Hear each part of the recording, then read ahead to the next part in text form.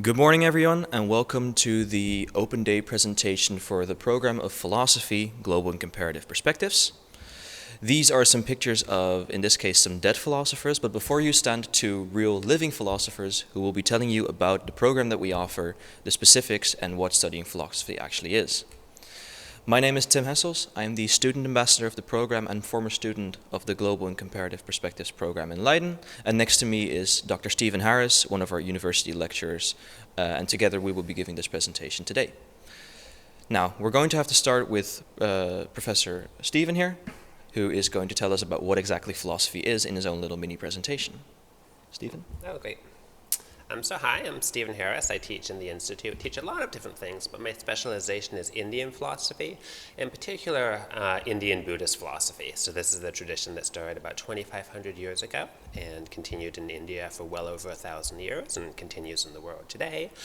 So in a minute, I'm going to give you a little presentation on one of the central Buddhist positions, I think in about 7 minutes. I'm going to explain one of the profound insights into reality. But let's start by talking, before we do a little philosophy, let's start by talking about what philosophy is. We do both, we do philosophy from various different world traditions in this program. It's one of the things that makes Leiden distinct. So as I mentioned, I teach Indian philosophy. We have someone who teaches Chinese philosophy, Arabic philosophy, African philosophy, but we also do a lot of Western philosophy. And if you want a paragraph on one of the things, on an explanation of what philosophy is, one of my favorites comes from a very influential 20th century philosopher, Wilfrid Sellars. He says, philosophy is the attempt to understand how things in the broadest sense of the term came together in the broadest sense of the term. So I know I'm going to tell you a little more about what that means, but philosophy asks questions about ultimacy, final questions, questions about the intelligibility of the world and human experience. Oops, other way. Backwards. Okay, even that compact paragraph may be a little hard to unpack, but I think we can get a clearer understanding of what philosophy is when we look at some of its branches. What are philosophical questions and what are the branches of philosophy that investigate them? Well, this isn't all of them, but four of the most influential are ethics, questions about how humans should live and act. What does it mean to be happy? What does it mean to live a good life? Questions of metaphysics, what does it mean to exist? What's space? What's time? What's the relation between parts and wholes? In a minute, I'm going to give you a presentation on an important Buddhist metaphysical position. Epistemology, what is knowledge? Can we be certain of anything? Can we be deceived about everything? What is knowledge and how do we tell when we have it? And then applied philosophy. Philosophers, of course, think about these ultimate questions, but it also has an important practical applications. Particularly this is done, for instance, in applied ethics, questions about is euthanasia morally acceptable? Is abortion morally acceptable? When does a person become a person? And so on. So, as I mentioned, of those different branches, we represent all of those in the BA program, but probably the one I'm most closely associated with is ethics. What is human flourishing? What does it mean to live a good life? And one of the things that makes a program distinctive is we tackle this question. We draw upon insights from various philosophers from various parts of the globe, from various times in history. We just looked at a 20th century philosopher telling us what philosophy is.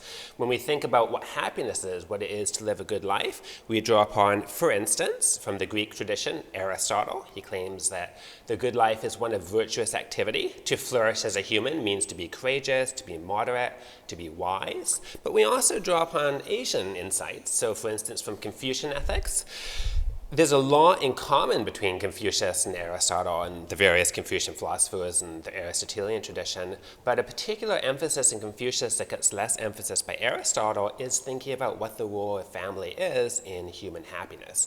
Confucius and other Confucians like Mencius say it's in the family that we develop into virtuous persons. Parents train us, and that's absolutely essential to have a good emotional life throughout one's life. And then my particular specialization is Buddhist ethics. Today I'm giving a presentation of Buddhist metaphysics, but a lot of the classes I teach here focus on Buddhist ethical figures. And one of the things they bring to this conversation is this incredibly careful attention to the mind. You might have heard this term mindfulness. There's a lot of other vocabulary they talk about to talk about what it has to have: a focused, a virtuous, a fluidly aware mind.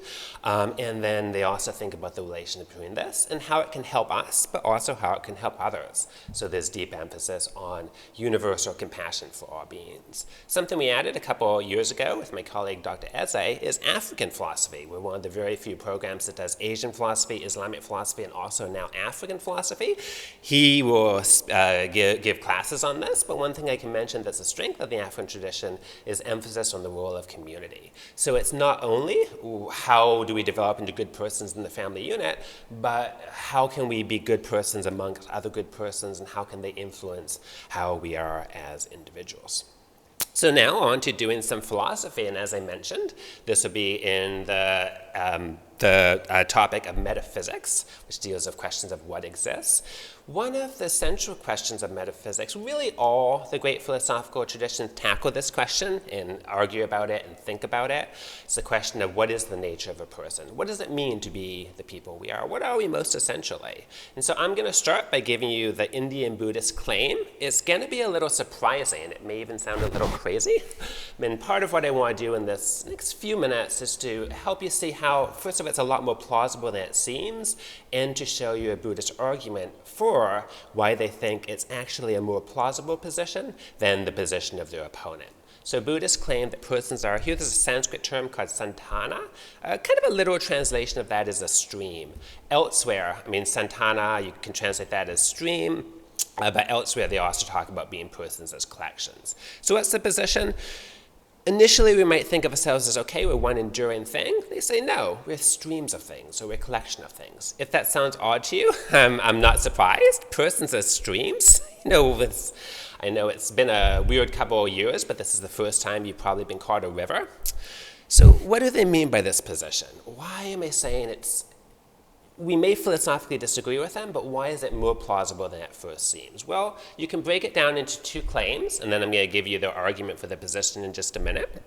The first claim is that we're not one unified, enduring thing. There's another Sanskrit term here, the Atman, a literal translation of that is self. But for the 10-minute version of this, if you think of a theistic soul, like a Christian soul, at least in this aspect, the traditions are analogous. So if you think of yourself, some of you may think of yourself as having a soul or being a soul, some of you may not, but you probably have an idea of this. A soul is kind of this one individual unit that continues throughout life that makes us what we are. It sort of grounds our identity. The Buddhist opponents claim there is such a thing. They translate it as a self, this term Atman. So what's the Buddhist claim instead? Well, as I mentioned in the last slide, we are causally connected collections of permanent mental and physical events.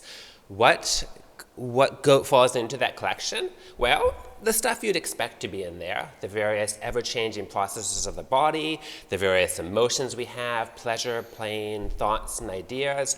Every element, they say, is impermanent, but it's also causally efficacious. So they're not saying persons don't exist, they're just different than how we initially thought they are, and there's a coherence to these various elements of human experience. Okay, as I said, for a lot of philosophers, including the philosophers engaging with the Buddhists, this was a counterintuitive position. So one of the things that's distinctive about Buddhists is not only do they give answers to those list of questions and many more that I started the presentation with, but they accept the responsibility for providing reasons for them. They give arguments for them. And I'm going to show you an argument by one of the most influential Buddhist philosophers. This is Nagarjuna from roughly the 2nd century CE. So this is a translation of a Sanskrit argument from almost 2,000 years ago. I'm going to go ahead and read it. So Nagarjuna argues, if the self were the factors of experience, that's the translation of the Sanskrit term skanda, it would participate in coming to be and passing away. Now, some of you may have some idea of what he's arguing for, but a lot of you, and this was me when I read this argument for the first time, are still going, how exactly does this argument go? How does this help us, help him argue that persons are similar to streams or collections? Part of the reason I want to show you this argument is it tells us something really important about the Buddhist tradition.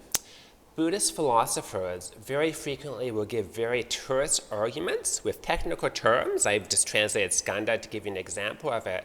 Part of the reason they do this is these arguments are then memorized, and then either the philosopher themselves, a further teacher, or a written commentary explains the different elements of them. So sometimes when you see a Buddhist argument, you're supposed to immediately be able to engage with it. Sometimes, this is just the way the tradition works, it's so dense and compact that you need an explanation for it. And today, Nagarjuna had his own commentators, like the great Buddhist philosopher Chandrakirti, but today I'm going to act as his commentator for the next few minutes. So how the heck does this argument work? Well, think of it having these basic steps. First of all, and we've already done some of the work for this, the Buddhist claims that every element of our experience, that's a translation of the Sanskrit term skanda, is impermanent. So remember I said these various bodily events, various mental events make up the person for Buddhists. They claim that what do we have here? We have thoughts, feelings, emotions, bodily processes, etc. Now, we have to go pretty quickly, but if I had a little longer, I'd have you take a little pause here and think to yourself, is this right? And this is another really important feature of the Buddhist tradition. Very often they argue by drawing our attention back to our experience. So initially you may think, the Buddhist will argue, initially you may think, okay, I'm one enduring substance. The Buddhist says, well, when you mentally turn in on your experience, do you actually find anything that endures? You might say, well, the body continues, but our body is growing, and eventually, as we age, it starts sort of declining. Even the more enduring parts of it, like the brain, they grow. When we go to the cellular level, cells are changing all the time. So the claim is every bodily process is always transforming. Moreover, the mental stuff, we might say, okay, but I'm a mental being. But when we look internally and look at our emotions and look at our thoughts and our feelings, the Buddhists claim they just pass one after another. They're causally associated, but they're changing all the time. Now, for those of you who have some experience in Western philosophy, I'll just mention it's possible this will remind you of a Western philosopher. This is the philosopher Hume. He makes an argument similar to this, but he makes it about well over 1,000 years after Nagarjuna. So one of the things we do in classes is look at comparisons to this argument to Western argument. Anyway, so that's premise one of the Buddhist argument. Premise two is, remember where we started. A soul or an Atman is supposed to be permanent and singular. It's supposed to be one thing that endures. So, based upon contemplation, maybe you've done 30 seconds of it, you can continue it after a lecture. Seems like every element of our experience is impermanent, but we're supposed to be, the view the Buddhist is arguing against, enduring unified soul as one thing that lasts throughout the life. So then Nagarjuna can ask, and this is what he's actually asking in that terse Sanskrit that we looked at, he can say, well, what's the relation between the soul and this collection of impermanent experience? His opponent can't say there's no relationship, because if we're giving an answer to the question of what it is to be persons, you can't just say, okay, but it has nothing at all to do with human experience. There has to be some kind of answer to this. So there's only two options, Nagarjuna says. Some of his opponents actually claim there's more than two options, but there's two obvious options, and he thinks there's only two of them. We can say it's the same. Well, notice what happened. The soul is supposed to be unified and permanent. Our experience is impermanent, and it's a plurality. It's a causally created series of events. So it seems like it can't be the same thing. So the only other option is we have to have souls, and they have to relate in some way to this experience. But Nagarjuna can say, notice how bizarre that seems. I'm trying to explain what it is to be a human being. Now I've said the essence of being a human being, the soul, is something completely different than human experience. So it's kind of like my voice and my thoughts and my body is here giving this talk, and my soul is over there somewhere in the womb, separate from us. It seems like that's an implausible position. And so the Buddhists can conclude that we have no good reason to accept its existence. It's not the same as human experience, and since it's supposed to account for what a human being is, it can't be different than human experience. So get rid of the soul position in just a few minutes, And then the Buddhist can say, okay, I know it was counterintuitive, but the position that persons are collections is actually a lot more plausible than it seemed. We're not saying persons don't exist, they just exist differently than initially we thought they are. The processes of the body exist, the mental processes exist. Just like we can say a city is a collection of buildings and citizens and roads and so on, but it still exists, even though it's a collection of stuff. Just like we can say a forest is a collection of trees and animals and dirt, it still exists. It's just a collection of stuff. Well, what Nagarjuna is arguing is persons are a lot more like cities, persons are a lot more like forests, and persons are a lot more like rivers than we initially thought. Now, that doesn't end the story in India. Their opponents argue against this position and respond about how the Buddhist position is wrong, and this continues for well over 1,000 years. In our program, we look at some of those debates. But hopefully from this short presentation today, I've given you some ideas of the wealth that the study of philosophy offers. We develop an ability to think clearly and state your positions carefully. We looked at Nagarjuna's very dense statement of his position, and then we unpacked it. And if I did my job, I did it, and I wasn't talking too fast, and I did it in such a way that we could start to understand clearly the different steps of his argument. We critically assess our positions. You may disagree with Nagarjuna, that's fine. A lot of intelligent philosophers disagree with him. But to consider his argument, we have to open ourselves to the possibility that we have to consider his evidence. Maybe this position about what we thought we were is wrong. Intellectual flexibility and creativity, I just asked you, probably a first for a lot of you, to imagine yourself as being more similar to a river than a soul. Takes a lot of creativity in order to do that. Considering others' perspectives, we started with a 20th century Western philosopher. Now we went back 2,000 years to an Indian philosopher to look at Nagarjuna's insights. And then convince others, but also realize that we were wrong. Philosophers give arguments for our position, but to engage with others as philosophers, not just talk at them, but with them, we have to consider the reasons they give for our positions so that we can change our views when we're wrong and, when necessary, give additional arguments for our position. Now, for me, and for I think most of the people in the program, this is just a lot of great fun and has a lot of intrinsic value. But notice that all of these skills are also relevant for employment. So for those of you who do philosophy and go on to someone else, you have to engage with different types of co-workers and so on. All these skills will put you in good position to do that. And to talk more about the benefits of our program and its structure, I'll turn it back to our student ambassador, Tim. Yep, thank you very much. All right. So now we're going to skip to the second part of this presentation where we'll be mainly talking about the more technical aspects of the program and some of the more specifics and maybe even the more boring parts of it. We started off with what is philosophy, but now we're going to go on to what the program looks like. We're going to be talking about why you should choose for Leiden specifically, what the job market looks like for philosophy students, and also if you would be a good match for philosophy as a program. And in the end, we're going to be able to answer some questions, so feel free to leave any questions to the side of the presentation, and we will be able to discuss them right in the end. All right, the program. So these are some of the members of our staff, and these are some of the members that have been teaching here for years on end and are happy to welcome you right here in Leiden. The program consists, as we see it, of two parts. The first part is 3 semesters long. Every bachelor is 3 years, which together form 6 semesters, and the first part is this first year and a half, this first 3 semesters. Now, these are what we call the obligatory courses or the obligatory part. In this first year and a half, you're going to have 18 different introductory courses, 6 courses per semester, which are each worth 5 credits, so they're roughly the same size. Now, the purpose of these first year and a half and these first courses that you get is to give every single student the same exact foundation as each other. So if you're going into this program and you're going to start off in the first year, you're going to be having all these courses along with all the other students of your year. And even though you might have completely different interests in philosophy as the person next to you, you will be getting the same fundament and the same interest and foundation as those other persons around you.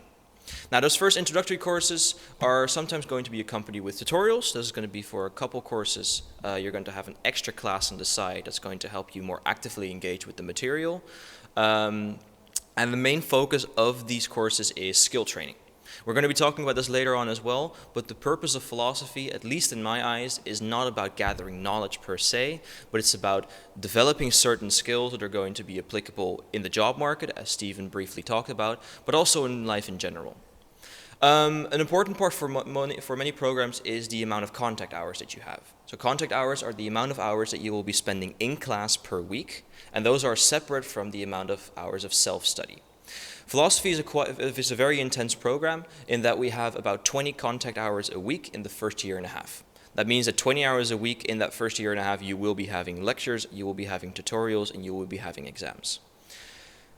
Besides that, is roughly 10 to 20 hours of self-study, and this also greatly depends on the student that you are. I know it's different for me than it has been for fellow students of mine back in my first year, but you can assume to have about 10 to 20 hours of self-study alongside these contact hours, making this program of philosophy close to, if not completely, a full working week and a full job, basically.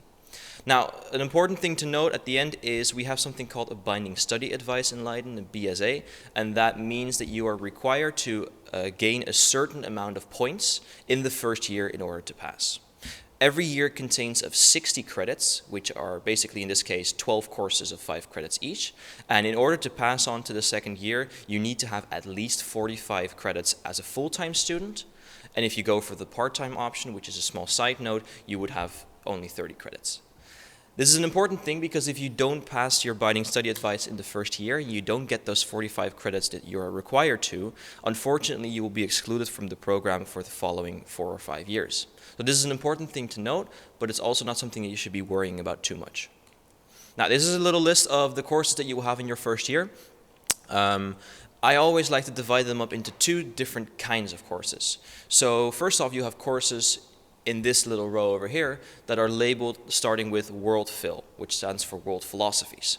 These are courses that are focused on a time period or a region of philosophy. So we see, for instance, World Philosophies, Greek and Roman Antiquity, which is a course focused on the philosophy of specifically that time and region of the Greek and Roman.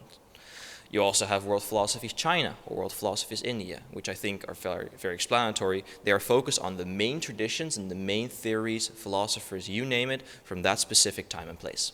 Now these ideas and these theories and traditions can be about many different parts of philosophy. One week you could be talking about ethics, and the next week you could be talking about metaphysics. But what is common between all of these is the time period from which they come, the location and geographical place from which they come, and thereby the sort of trend that they see altogether. Besides these kinds of courses, you have courses which are more focused on a subfield or a topic or a branch of philosophy, and these can be courses such as logic or epistemology or ethics. In these courses, you don't focus on a specific time and place, but you focus on a subject. And within this course, you can discuss philosophers and theories from 20 years ago up to 300, up to 2,000 years ago. The thing they share in common is the fact that they all talk about the same topic, and they often have very different ideas about it, and they often go against each other. In the second year, this continues on. So in the second year, you're going to have that first semester, which is basically the same. It's going to have more of these kinds of courses that everyone is going to take together, and this is also going to be the end of that first part of the program. From semester 2, you're going to start with the second part of the program, which is about broadening and deepening your knowledge. Now, if you've done it right, in those first year and a half, you're going to have developed an interest. Every philosophy student, as far as I know in my year, has always had a preference for a certain subject or a certain region or a certain tradition. My interest was mainly in subjects such as ethics or political philosophy, and when it came to the global and comparative program, I was very interested in Indian philosophy. But I also knew students who were more into metaphysics or who were more into Middle Eastern philosophy or you name it. Now, after you've gotten this interest from this first year and a half and this idea of what you want to do for the rest of the time, you can now choose where you want to go. You sort of specialize into what you find interesting, and you can do that in this second part of the program. Now, this is done in the last 3 semesters, and this starts with a discretionary space. Now, discretionary space is a sort of half a year or 1 semester worth of free time, so to say. And this means that this is a semester where you can step outside of philosophy for a bit. You can do a minor program, which is a comprised package of courses, usually from a different program or sometimes even a different faculty. You can do an internship at a company to already get some work experience going, or you could even study abroad for a semester. It is a way for students to step outside of the philosophy department of Leiden for a little bit in order to get some alternative experience, interests, or gains. Now, besides this, you do specialization courses. So you go from these basic introductory courses to specializing in what you find interesting. And this is again based on those interests that I talked about before. So because of my interests in ethics and political philosophy, I now chose specialization courses that were more focused and more in depth on these specific topics. And you end up with a bachelor thesis, which is the big final project that you work on, where you have a supervisor and you will basically write your own piece of philosophy.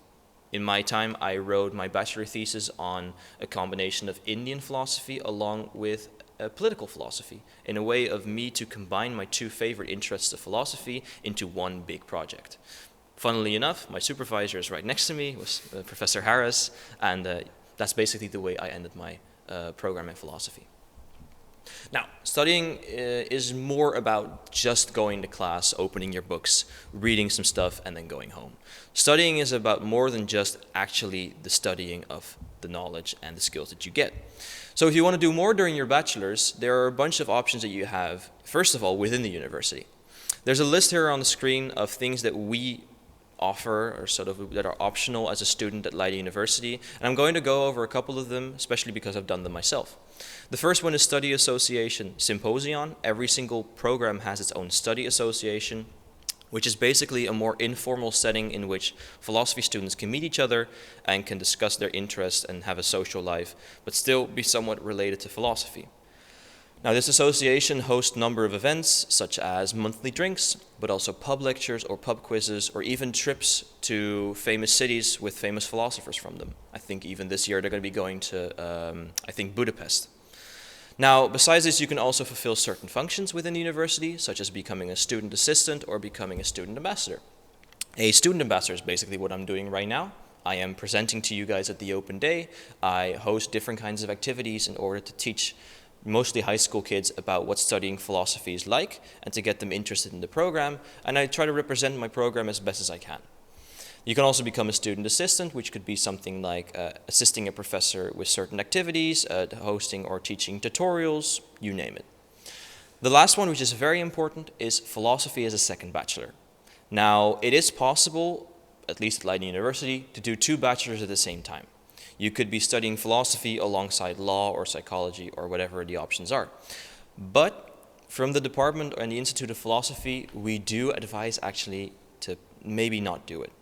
Philosophy, as we talked about before, is a very intense program with a lot of hours of contact and a lot of self-study hours. And we do see that a lot of the students that try to do philosophy as a second bachelor or try to do philosophy as a first and something else as a second end up having quite a hard time. So from our view, if you are considering philosophy as a second bachelor, take a very good look at it, because it is probably a lot more intense than you imagined. Or if you want to do a second bachelor, do very much try to see if that's even an option to combine those two. If you do want to do it, a small side note, first complete 1 year of one of the programs. So if you want to do philosophy and law, maybe first do a year of philosophy, and then only in your second year, when you've passed that little binding study advice requirement that we talked about before, only then start the second one. Because combining two bachelors both in their first year is, as far as I've seen, very, very, very hard. A very brief moment about the master's phase. Leiden offers a variety of different bachelors related to philosophy, at least. We have a 60 EC Masters, which is basically a 1 year, and these are meant for students who have studied philosophy and wish to specialize in a specific field.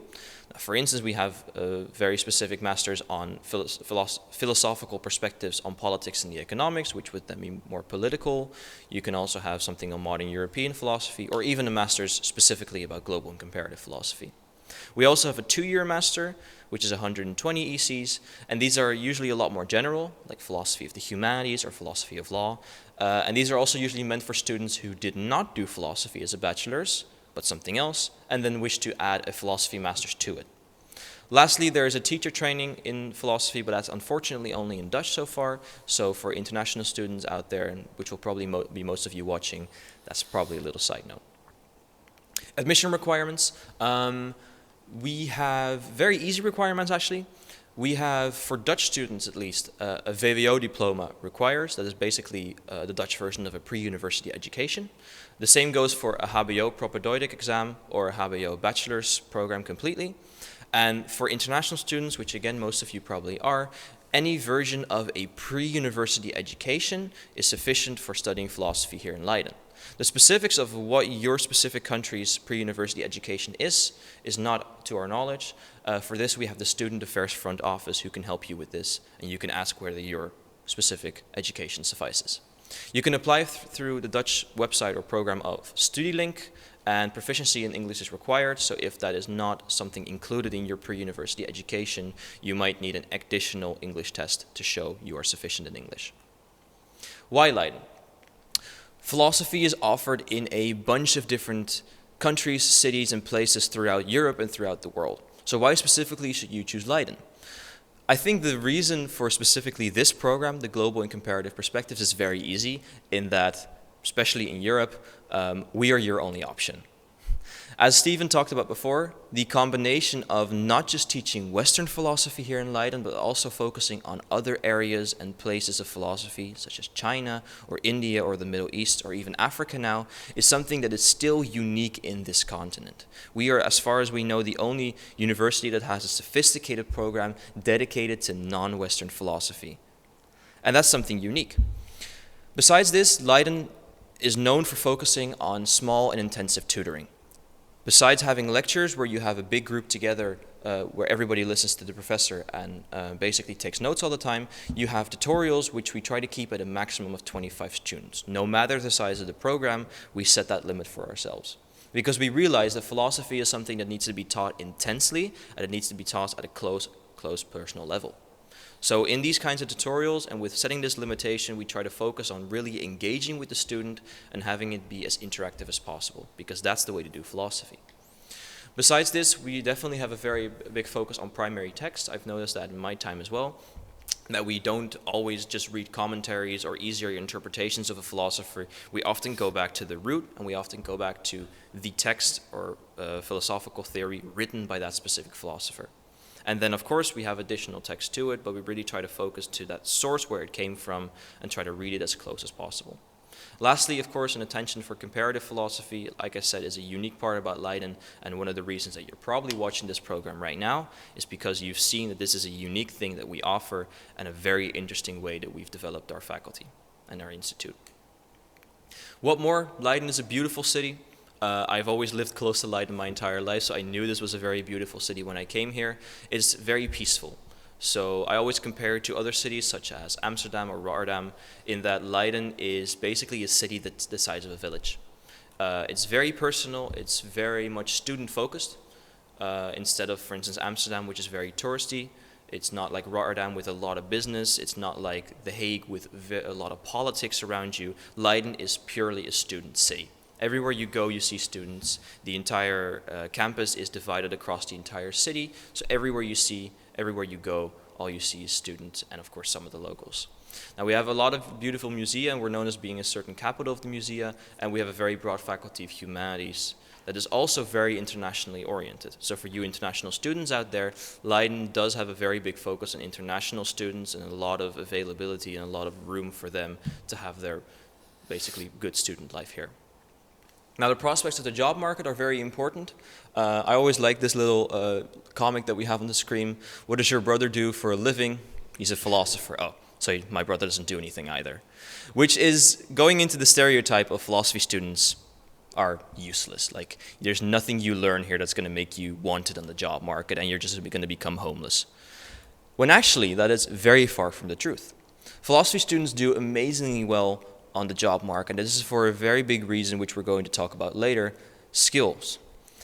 We see in these statistics that we do research on every few years that philosophy students are within the Faculty of Humanities, of course, and the Faculty of Humanities already has a very good job prospects. And in philosophy specifically is able to say that 100% of the students from past research has shown to have found a job within 6 months, and 100% of these students have found a job at a HBO or VO, which is a university level degree.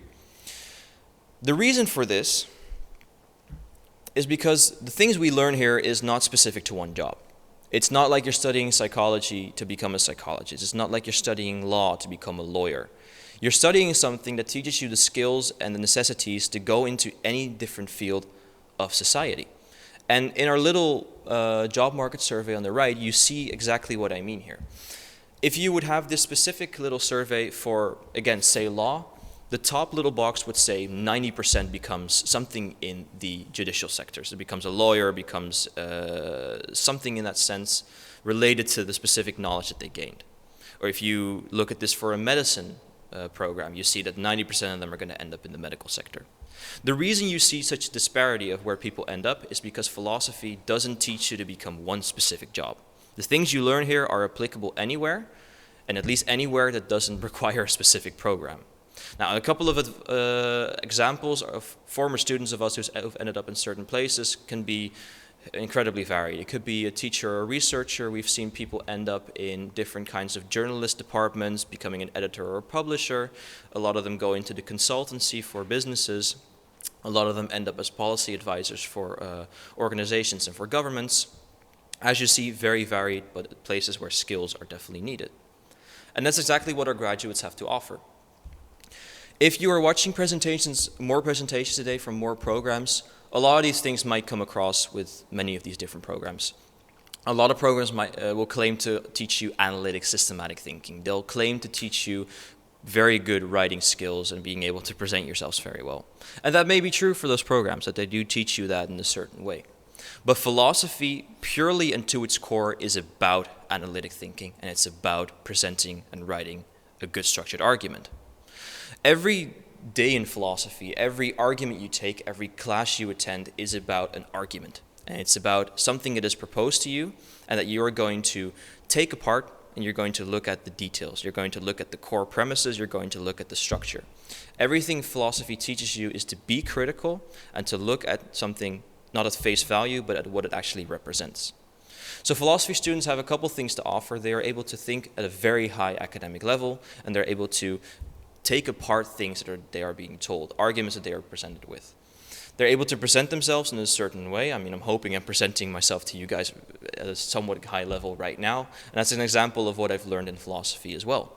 They're able to write incredibly structured arguments, which is going to be applicable anywhere you go. This entire thing of already being able to present yourselves, where it starts being useful on the job market, is already when you're having an application. The moment you step foot in an office from someone you're trying to convince to give you a job, the moment you're going to have to start selling yourself is when these kinds of skills are already going to be useful. And they're going to show that they're going to be useful later on in the job as well. Besides that, one of the important ones I already mentioned, critical objectivity. Philosophy is one of the programs where it is really about thinking for yourself and where you shouldn't focus on just taking things for granted. Oh, and this just happens to be true. I'm being told what it is. You're being taught here to actually think through the argument and actually think for yourself and make your own opinion. Now, an open mindset is some of the last things that we always offer students. You come across very abstract ideas in this program, and that you train your brain to think in ways that it's not used to. And that's something that's going to be very useful later on as well. How best to prepare for the job market is a very short one.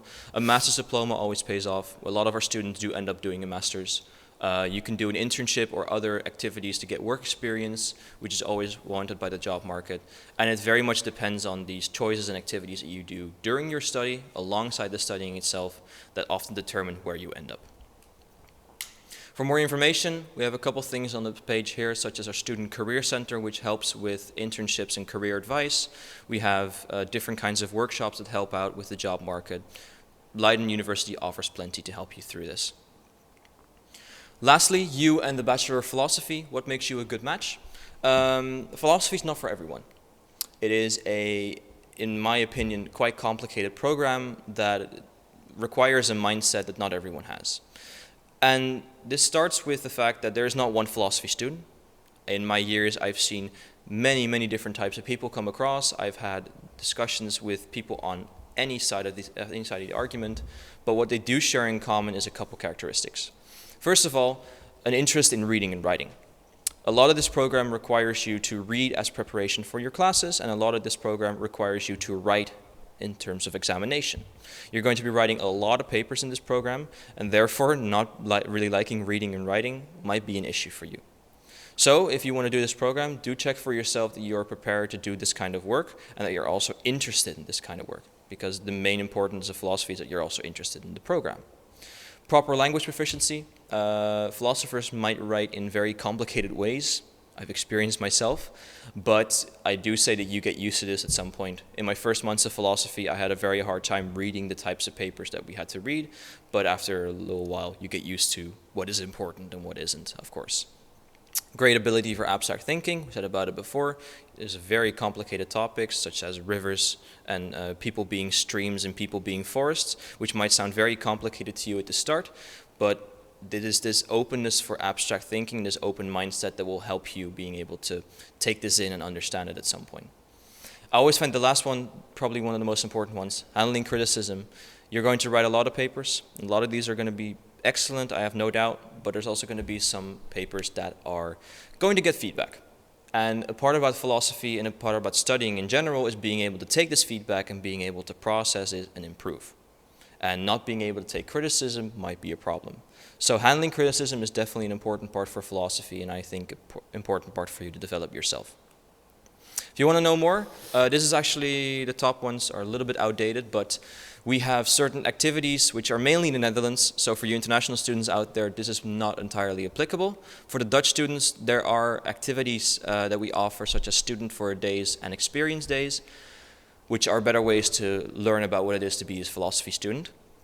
Besides that, at the bottom, there's two different emails. The top one is for the study coordinator of this program, for you to ask more technical questions maybe. And the other one is my email, where you can ask me any questions you want about the program, and I will help you make the best choice for what you think is for you. Now, we're basically at the end. We're going to ask you guys if you have any questions, and we're going to answer as many of them as we can in the remaining, I think, 10 minutes. So we'll wait a second to switch the screen. Let's see. First, from the USA, what kind of exams do you get? I briefly mentioned it. You mainly get papers. So in the first year and a half, like I said, you have those obligatory courses. And I remember that a lot of these courses still tend to have sometimes written exams, going into a lecture hall, getting a piece of paper and having to either write a mini essay right there, or having to write shorter essay questions of a couple hundred words, or even in one case I had a multiple choice exam. But from the second year, and especially the second part of the program onwards, just about every single exam is a paper or an essay. And they increase in size and they get more difficult by time. And sometimes they are accompanied with a presentation or a slightly different assignment. But it's mainly these different assignments that require you to write a larger piece of text, piece of philosophy, and explain your own thoughts and have your own well-structured argument inside of them. Right, Stephen? Yeah, I mean, I can say what I do, if that's helpful. Yeah, sure.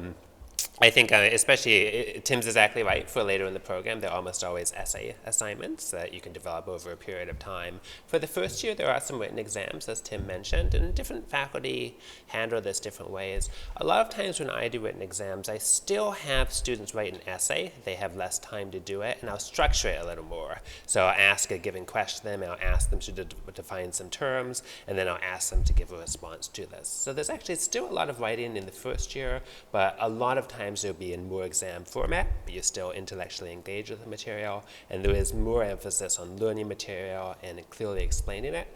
And then, as Tim mentioned, once we get beyond the first year, it's primarily using those skills in developing your own projects. Yeah, that's what I, at least in my case, preferred about the later part of the program, is that it's definitely more focused on your own input. In the first year, I had a lot of exams that were about, you had this course and you've learned these theories in that course, and as there's a sense of having to remember what is being said and what's being told, but it's about understanding, and they're testing you to what degree you can understand complicated theories and complicated thoughts, and being able to put them onto a well-structured piece of text on the paper. And then especially the second part, you start to actually do your own philosophy. And your thesis is basically the prime example where you do your own work as a philosopher. I see a bunch of questions. How long are the exams? Depends. The written exams tend to be 2 to 3 hours usually, depending on the professor and depending on the material. And then the funny thing is that in that second part of the program, when you start to have larger papers, they are different in that a lot of these later exams are take-home exams, and you could have multiple weeks for them. So in my third year courses, a lot of the times you would have interesting material and lectures come by on a weekly basis. And at some point, the professor's going to say, okay, this is the final deadline for your exam, for your final paper that you have to write. I'm already going to give you the instructions like maybe 3, 4, 5 weeks beforehand. And I want you to just look at the material that we studied, and I want you to start working on it.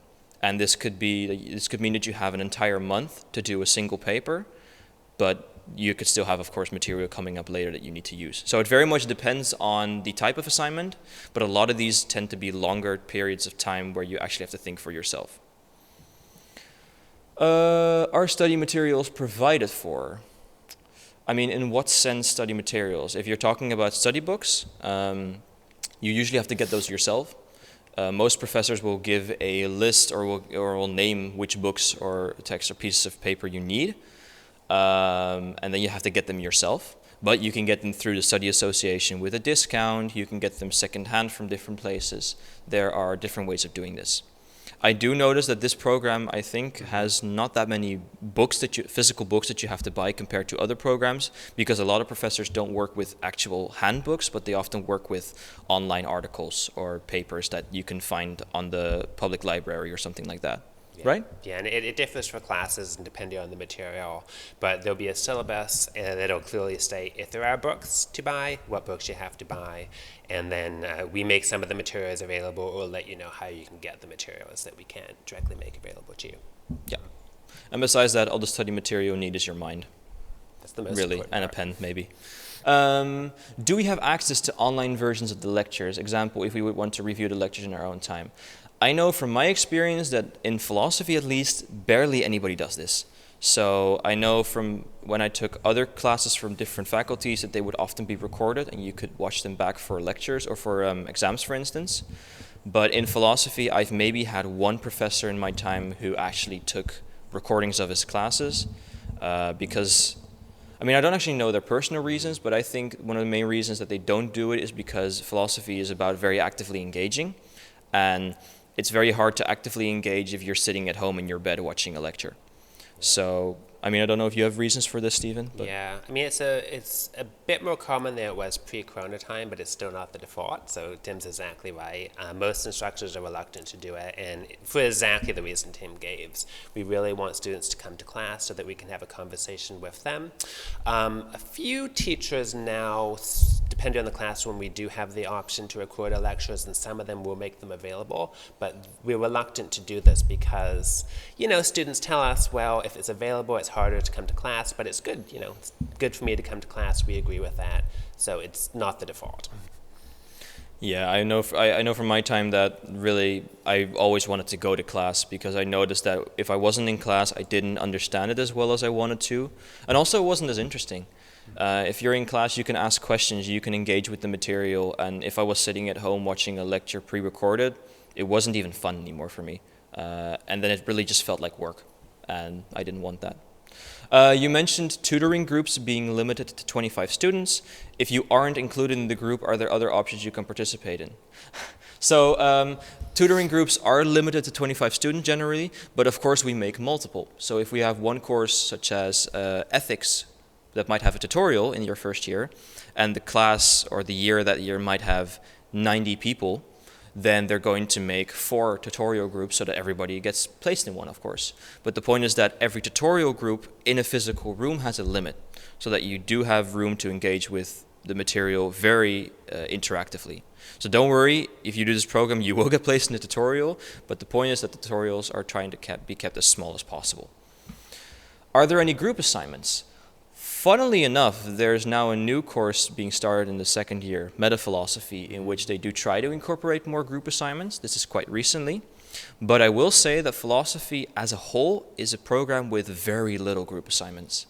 It is very much, in my, at least my experience, an individual practice where it's very much about your thoughts and it's about your development and it's about what you are able to do as a philosopher. I don't know if you happen to do any group assignments. As usual, Tim's exactly right. But the one thing I will add is I do think group presentations is pretty frequent, or that's at least not infrequent. So especially as we get to the later program, students will be asked to do a presentation, especially if there's 20 students in the class, partially because it's a good way to do it, partially because it's hard to fit in 20 presentations. Having sort of 2 students present is not always done, but that's more frequent. But assignments tend to be solo, but yeah, we're playing around with a group assignment for this new class Tim mentioned. Yeah. Can you go more into detail about the bachelor's thesis? I mean, I can go a little bit, but there's not that many details to go into.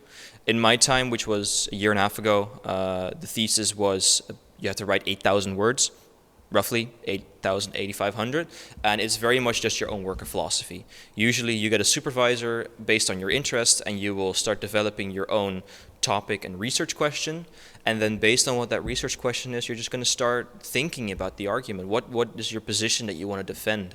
What arguments do you want to use to defend that position? Where can you find support for these arguments or more detailed thoughts about them? And very much of that is individual work, and you're often doing it based on courses you've taken before, so that you also have some reference material from previous years or from previous courses. I think we have time for maybe one more question quickly, if there is one. And otherwise, we're probably going to make a stop right here. Yeah, I think so, because we have practically no more time.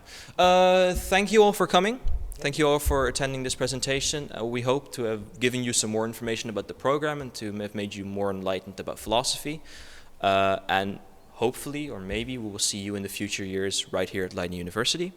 Thank you, Bye, and thanks. goodbye.